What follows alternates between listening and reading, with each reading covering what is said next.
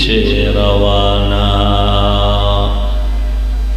मोहम्मद ने आकर कुफर को मिटाया,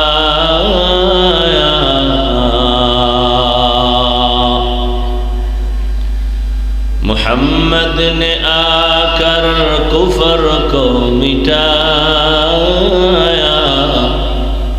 कुफर को मिटा कर सदाकत बताया, कुफर को मिटा कर सदाकत बताया।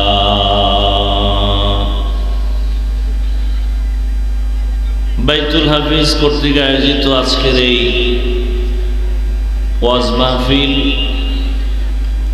10 ফেব্রুয়ারি 2025 মহতি এ মাহফিলে উপস্থিত মোহতারাম সম্মানিত সভাপতি, বিশিষ্ট আলেমে দ্বীন, হাজারো আলেমের উস্তাদ, উস্তাজুল উলামা ওয়াল আসাতিজা, হযরত মাওলানা মুফতি মনির হোসেন কাসেমি দামাত বারাকাতুহুম, মোহতামিম জামিয়া মাদানিয়া বারিধারা ঢাকা,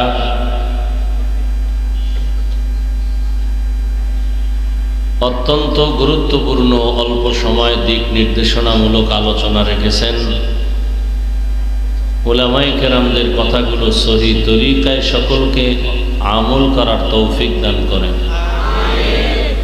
অন্যান্য অতিথিবৃন্দ, হযরত উলামায়ে কেরাম, দূর দূরান্ত থেকে আগত আল্লাহ পাকের আশিকিন, জাকিরিন, শাকিরিন, মুহিব্বিন, মুরিদ্দিয়ান আযম। আরে ভাই ইকো হয় কেন?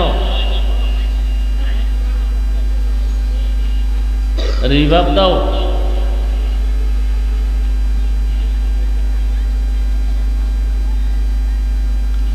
আল্লাহ পাকের দরবারে শুকর। ওরা মিক্সার মেশিন নাই হলে কি পারে না এটা?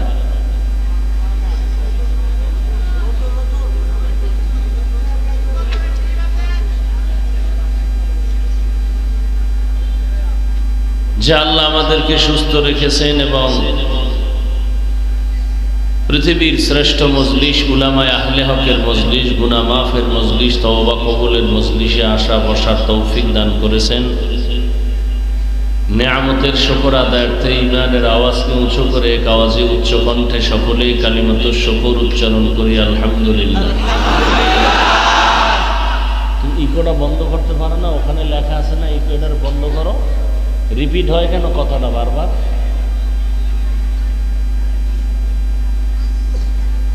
দরুদ ও সালাম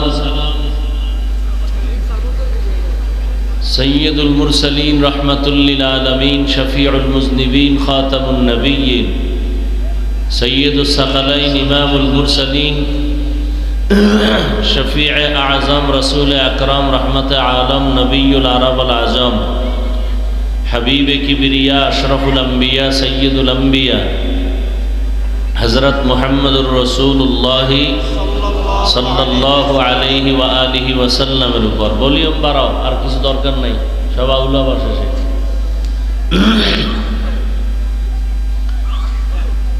উলামায়ে কেরামের আলোচনা যথেষ্ট পরিমাণ আলহামদুলিল্লাহ হয়েছে, আপনারাও শুনছেন।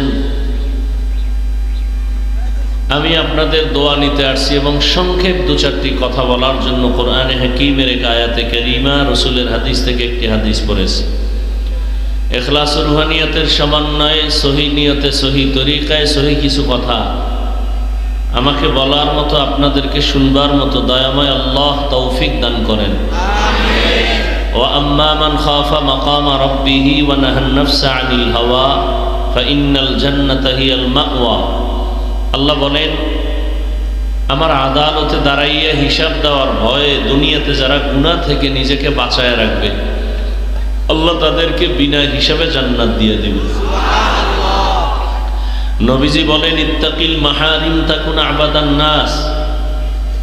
হে দুনিয়ার উম্মত, তোমরা আল্লাহর নিষিদ্ধ জিনিস থেকে নিজেকে পরহেজ করো, বাঁচায় রাখো, তো আল্লাহ তোমার মর্যাদা মানুষের মাঝে বাড়ায় দেবে।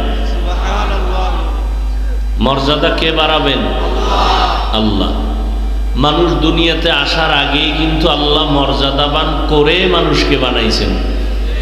মানুষ বানাইয়া মর্যাদা দেন নাই, বরং মর্যাদা দিয়া মানুষ সৃষ্টি করেছেন। এখানে কারো কোনো হাত নাই, কারো কোনো পরামর্শ নাই। স্থায়ীভাবে আল্লাহ মানুষকে সৃষ্টির শ্রেষ্ঠ মর্যাদা দিছেন, এরপরে মানুষ সৃষ্টি করেছেন। সিদ্ধান্ত আল্লাহ আগে নিছেন। নূরের সৃষ্টি ফেরেশতারা শ্রেষ্ঠ হবে না, আগুনের সৃষ্টি জিন শ্রেষ্ঠ হবে না, মাটির সৃষ্টি মানুষ যে আমি বানাবো তারা হবে সৃষ্টির শ্রেষ্ঠ। ঘোষণা কার? এই সিদ্ধান্ত কি স্থায়ী না অস্থায়ী? জানা থাকলে বলেন আল্লাহর এই স্থায়ী সিদ্ধান্ত মানে নাই কে? কে মানে নাই? ইবলিস মানে না। কেন মানে নাই? গায়ের জোরে না, যুক্তির ব্যানারে। কিসের ব্যানারে? আল্লাহ বলছিলেন উসজুদু লি আদম, আদম রে সেজদা করো।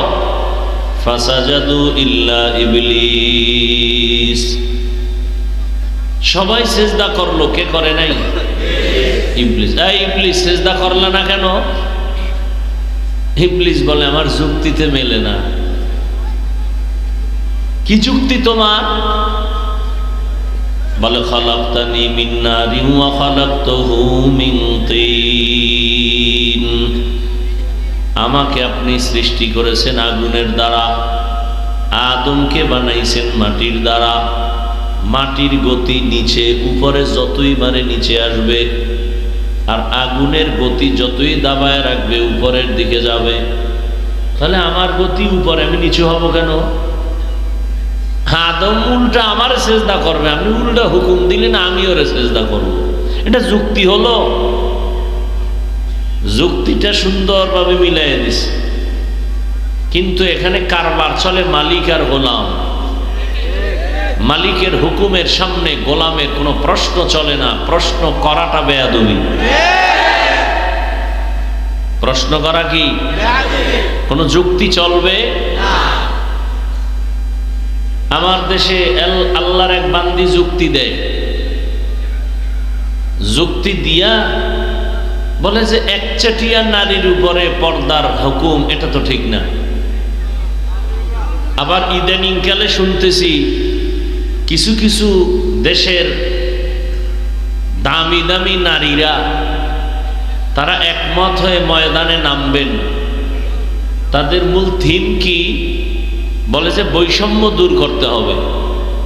সুন্দর কথা, কালেমাতু হক্কিন উরিদা বিহাল বাতিল, কথা বলো মতলব খারাপ। বৈষম্য দূর করার জন্যই তো আন্দোলন। তারাও বলে বৈষম্য দূর করতে হবে। কিভাবে? বাবার সম্পদ ছেলে যা পাবে মেয়ে কম পেতে পারবে না, সমান সমান দিতে হবে। মোটামুটি আল্লাহর কোরআনটারে বাদ দাও এই কথা বলতে পারে না, ইশারা ইঙ্গিতে সবকিছু আল্লাহর বিরুদ্ধে যুদ্ধ ঘোষণা। কার বিরুদ্ধে যুদ্ধ ঘোষণা? আল্লাহর বিরুদ্ধে। ওদের ওই মেধা নাই যে আল্লাহ বাবার সম্পদ নারীদেরকে বাহ্যিক দৃষ্টিতে কম দিলেও, ছেলের অংশ বেশি দিলেও মূলত ঘুরে ফিরে মেয়েরাই বেশি পায়। এটা বুঝার মতো মেমোরির জিবি নাই। মেমোরির কি নাই? জিবি নাই। মেমোরি জিবি 1, জিবি 2, 4, 8 ডিজাইন কিন্তু সব কি এক, ভেতরের জিবি আলাদা। তাহলে আমরা মানুষের এই যে মেমোরি মাথা, এটা সব এক, ডিজাইনও এক, ভেতরের জিবি কি না এক না। কারো জিবি 1, কারো 2, কারো 4, কারো 8। তবে যত বেশি জিবি হোক না কেন মখলুকের মধ্যে সীমাবদ্ধ। এই পরিমাণ জিবি নাই যে খালেকের উপরে আঙ্গুল তুলবে। যদি কেউ মখলুকের জিবির ভিতর দিয়া কেউ খালেকের উপরে আঙ্গুল তুলতে চায়, ওর জিবি হ্যাং হয়ে যায়। এই যারা বেশি বুঝতে চাইছে এরা পাগল হয়ে গেছে। পাগল হইতে তো আর বেশি তার ছেঁড়া লাগে না, একটা তার ছিঁড়ে গেলেই পাগল। ওরে তারও ছেড়ে না, শুধু একটু মদ পান কইরা বউরে মা কয়। এর মধ্যে দেখেন যে কি হালাত, শুধু একটু মদ পান করছে, এবার চেনে না কে মেয়ে কে বউ, কে মা কে স্ত্রী। আপনাদের জানা মতে, শোনা মতে, আর যারা দেখছেন, মদ পান করে কেউ জিকির করে? মদ পান করার পরেই সে শুধু পাগল না, উলঙ্গ পাগল হয়ে যায়। আর দুনিয়ার হালাত এমন যে যত বড় ভিআইপি সে তত বড় মদখোর।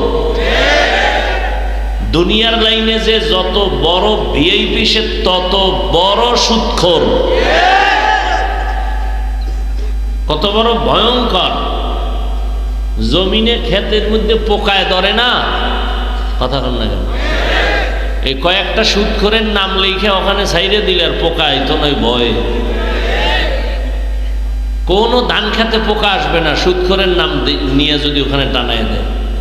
বড় বড় সুদখোরের নাম দেখলে ওরা আসবে না, এরা এতটা ভয়ঙ্কর। তাহলে আল্লাহ রাব্বুল আলামিন মানুষকে সর্বোৎকৃষ্ট সম্মান দিছেন। ইবলিস বলে আমার যুক্তিতে ধরে না। আল্লাহ বলেন আমার আদালতে গোলাম হিসেবে কারো যুক্তি চলে না। ফাখরুজ, বের হয়ে যায় এখান থেকে। শুধু জাহান্নামী না, তুই চির জাহান্নামী। ইবলিস কয় জাহান্নামী যেহেতু হইলাম, অথচ তোমার কত আপন ছিলাম আমি। জমিনের একটা জায়গা বাদ ছিল না ইঞ্চি, যেখানে আমি সেজদা দিই নাই তোমারে। আসমানে ইবাদত করেছি, আর তুমি আমারে জাহান্নামী বানায় দিলা, তাও চিরস্থায়ী। তাহলে আমিও আদা করে গেলাম, আমি একা যাব না। যেই আদমের কারণে আজ আমার এই পরিণাম, ওই আদম নিয়া জাহান্নামে যাব। আল্লাহ বলে দিলেন শুনে রাখ দুই কথা। এক কথা, তুই বুঝাইয়া বুঝাইয়া ছলে বলে কলে কৌশলে আমার আদমের সন্তানরে ধোঁকা দিবি, আর আমার আদম সন্তান যখন আল্লাহর কাছে তওবা করে বলবে ভুল করেছি মাফ করে দাও, তোর 80 বছরের মেহনত আমি 1 সেকেন্ডে ওই বান্দাকে মাফ করে দিব। আর এক কথা শুনে যা, আমার কিছু বনি আদম এমন থাকবে যে তাদেরকে তুই জাহান্নামে নিবি দূরের কথা, তাদেরকে ধোঁকা দেওয়ার জন্য তুই কাছেও যেতে পারবি না। এরকম মানুষ দুনিয়াতে থাকবে। তারা কারা? যাদের অন্তরে আল্লাহর ভয় থাকবে। এখন আমি যদি আপনাদের জিজ্ঞাসা করি, এই প্যান্ডেলে আপনারা কারা কারা আল্লাহকে ভয় করেন, যদি জিগাই, একজনও কি হাত উঠানো বাদ থাকবে? বরং কিছু চালাক পারলে পাও আলগি দিয়ে দিবে যে আমরা হাত পাও মিলেই খোদারে ভয় করি। অথচ এখানে অনেক আল্লাহর গোলাম বসে আছে, আজকে ফজর পড়ে নাই, জোহর পড়ে নাই, আসর পড়ে নাই, মাগরিব পড়ে নাই, এশাও মোনাজাতের পরে সোনাবন্ধের গান গাইতে গাইতে বাড়ি যাইয়া সারা রাত মোবাইলে জেনা করবে, ফজর করবে না। এও কয় আমি আল্লাহরে ভয় করি। আর আমি 5 বেলার নামাজ ঠিক মতো আদায় করে বলি আমিও আল্লাহকে ভয় করি। আপনি দাড়িটা কেটে বলেন আমি আল্লাহকে ভয় করি। আর আমি দাড়ি রেখে বলি আল্লাহকে আমি ভয় করি। আপনারা পর্দা লঙ্ঘন করে বলেন আল্লাহকে ভয় করি। আর আমি পর্দা রক্ষা করে বলি আমি আমার আল্লাহকে ভয় করি। আপনি হারাম খাইয়া বলেন আল্লাহকে ভয় করি। আর আমি হালাল পন্থায় উপার্জন করে বলি আল্লাহকে ভয় করি। দুই ভয় কি সমান? আমি বলবো আপনার ভয় আসলে ভয় না। একজনের সাপ দেখলে বড় ভয় পায়, সাপ ভয় পায়, তার মানে কি সাপ ধরবে? কথা বলেন না কেন? সাপ ধরবে? সাপ ধরবে তো দূরের কথা, আর আসলেই যদি কেউ সাপরে ভয় পায়, ওই বান্দা সাপ ধরবে দূরের কথা, সাপ যেখানে থাকবে সেখানেও যাবে না। কেন? সাপেরে কি ভয় পায়। জমিনের মধ্যে সন্তান মা বাবাকে ভয় পায়, প্রমাণ বলে সন্তান মা বাবার সামনে কখনো অন্যায় করে না, শাস্তির ভয়ে, পিটার ভয়ে, বেতের বাড়ির ভয়ে। একটা ছাত্র শিক্ষকের ভয় করে, প্রমাণ বলে শিক্ষকের সামনে ছাত্র অন্যায় করে না, কেন? বেতের বাড়ির ভয়। ঠিক আমার আল্লাহর জাতের কসম, এই জমিনে যেই মানুষ আমার আল্লাহকে ভয় করবে, গলায় ছুরি লাগাবে, দাড়ির মধ্যে অস্ত্র লাগাবে না। हर के दारत खौफे हकदार दिल मदगम, हर के दारत खौफे हकदार दिल मदगम, जन्नतुल मअवा देहत उरा मकाम जुज़बा हक जी जे मखाज इंसुजा फजले उआ मस्ते दर जुमला जहां। আল্লাহ তাআলা বলেন, আমার আদালতে দাঁড়াইয়া হিসাব দেওয়ার ভয়। দুনিয়ার জমিনে যে নিজেকে গুনাহ থেকে বাঁচায়া রাখবে, আমি আল্লাহ তাকে বিনা হিসাবে জান্নাত দান করব। আল্লাহর আদালতের ভয় কেন? আল্লাহর আদালত বড় ভয়ঙ্কর। কেমন ভয়ঙ্কর? যেই ভয়ঙ্করের কারণে রহমতের নবী পর্যন্ত কান্না করেন। আল্লাহর আদালতে দাঁড়ানোর ভয়। রহমতের নবীর হাতে গড়া সাহাবী জান্নাতের টিকিট পাইয়া সারা রাত নামাজে দাঁড়ায়া চোখের পানি ফেলে কান্না করেন। জাহান্নামের আযাবের ভয়। আম্মা জান আয়েশা রাদিয়াল্লাহু তাআলা আনহা মাঝে মাঝে বলেন, আমি দেখি আমার হুজরায় বসে রহমতের নবী গুন গুন করে কান্না করেন। আমি আয়েশা বড় ভয় পাই, না জানি কোনো বেয়াদবি হয়ে গেল আমার থেকে, কারণ আমার বয়স খুবই কম। আমি 6 বছর বয়স যখন আমার রহমতের নবীর সাথে আমার বিবাহ হয়েছে, যখন আমার বয়স 9 বছর তখন আমি রহমতের নবীর ঘরে গিয়া ঢুকলাম। আমার বয়স যখন 18 বছর তখন আমার মায়ার নবী রহমতের নবী জমিন থেকে বিদায় হয়ে গেলেন। হিসাবটা বুঝলে বলবেন, আম্মা জান আয়েশা রাদিয়াল্লাহু তাআলা আনহা নবীর ঘর করলেন কত বছর? জোরে বলেন। 6 বছর বয়সে রহমতের নবীর সাথে বিবাহ, 9 বছর বয়সে নবীজির ঘরে আসলেন, 18 বছর বয়সে রহমতের নবী চলে গেলেন। মাত্র 9 বছর নবীর ঘর করলেন। 18 বছরের বয়সের বোন, আমাদের দেশে তো অনেক 18 বছরের মেয়েদের বিয়েই হয় না। এর মধ্যে আবার একদল আগুন লাগায় কয় বাল্য বিবাহ বন্ধ করে দাও। তার মানে আকাম চালাও, লাইসেন্স লাগবে না, আকাম চালাইতে থাকো, তবে বিবাহ চলবে না, আকাম চলবে। আম্মা জান আয়েশা রাদিয়াল্লাহু আনহা বলেন, মাত্র আমি 18 বছরের নারী,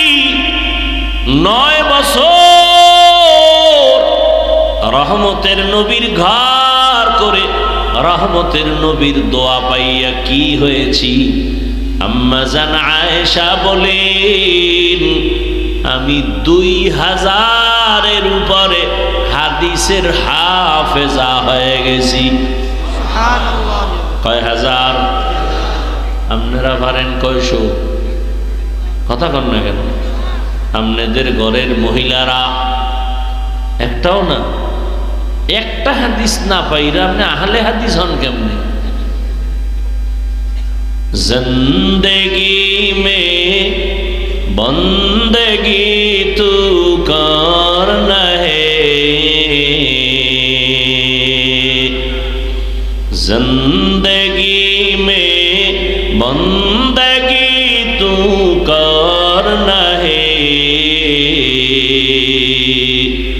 जिंदगी बे बंदगी शर्मिंदा है, जिंदगी बे बंदगी शर्मिंदा है।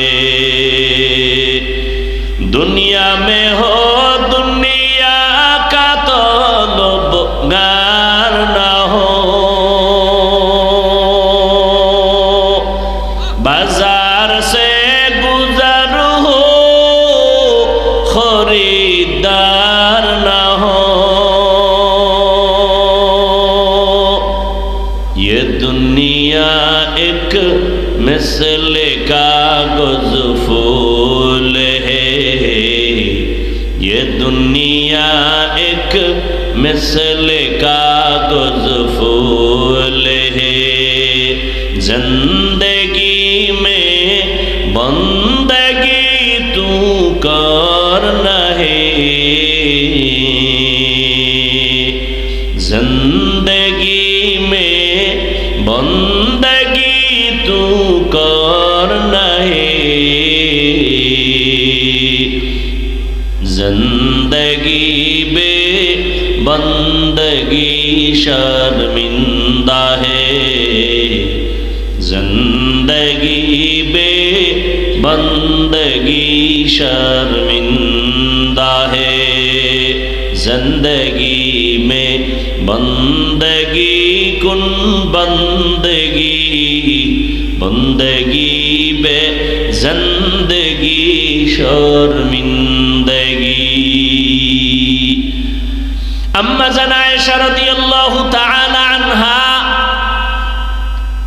রহমতের নবী কান্না করে আম্মা জান জিজ্ঞাসা করেন, ইয়া রাসূলুল্লাহ, মাঝে মাঝে আমি তাকায় দেখি আপনি গুনগুন করে আমার হুজরায় বসে কান্না করেন কেন?